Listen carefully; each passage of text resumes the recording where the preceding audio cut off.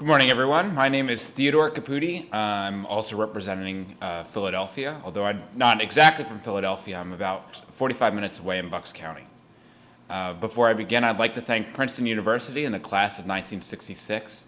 I'll talk a little bit more about my experience at the symposium later, but I can tell you that it was phenomenal, and it's a life-changing experience that I really appreciate, and I am extremely grateful for the honor of being here today. My story is important because I think it mirrors a common struggle in diversity and acceptance.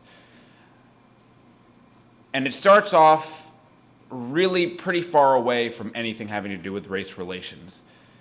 My freshman year of high school, it was about 2 weeks after I started school at Council Rock High School North, I ran for class president. And I ran on this platform of inclusion and of acceptance of everyone. And I really put my heart and soul into it. I can't tell you how much I believed in myself, how much I believed in the campaign, how much I believed in the fact that I would be the next class president. I made posters. I purchased candy to hand out to students. I had signs all over the school, and every student in that school knew that this was my heart and soul, this was my passion. But when elections came, I lost. I lost, and I was devastated. I really thought that I had missed my opportunity. Here I was 2 or 3 weeks into high school, and I wasn't going to make a difference. And as a matter of fact, a few weeks after I lost, I was put on to what I considered at the time to be the Gimme Prize. I was put onto the Diversity Advisory Committee, something that was just created that year by principals. But I come from a school that's 93% white. We don't have any kind of diversity.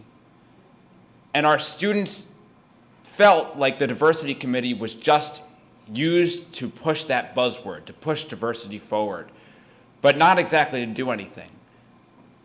When we started our meetings, I realized that was essentially the feel that we got. The committee members were there, but there was no organization.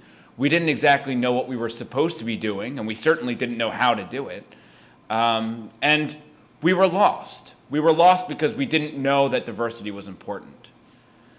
But after a few personal experiences, going to the Community College of Philadelphia in a classroom with students where everyone looked different from myself, I realized how important diversity was. And I brought that back to the Diversity Committee and started a day-long celebration at our school called the Diversity Day Celebration. I brought in about 25 community groups, as well as school clubs and other organizations that all represented different aspects of diversity. Maybe not even just race, but age. We had the AARP. In race, we had the NAACP, and we even had the Asian Experience Club at our school.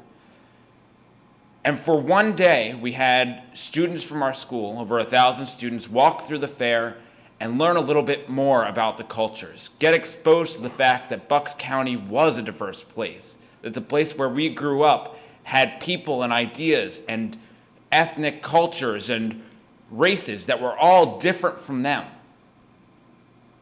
And at the end of the day, we got our feedback forms back. And as I was looking through, I saw that the students really got something out of it.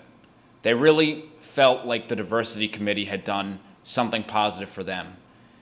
And I guess that's the first day that I realized that you don't need to be class president to make a big difference. The 2 lessons that I want students to get out of this is, first, the value of a failure.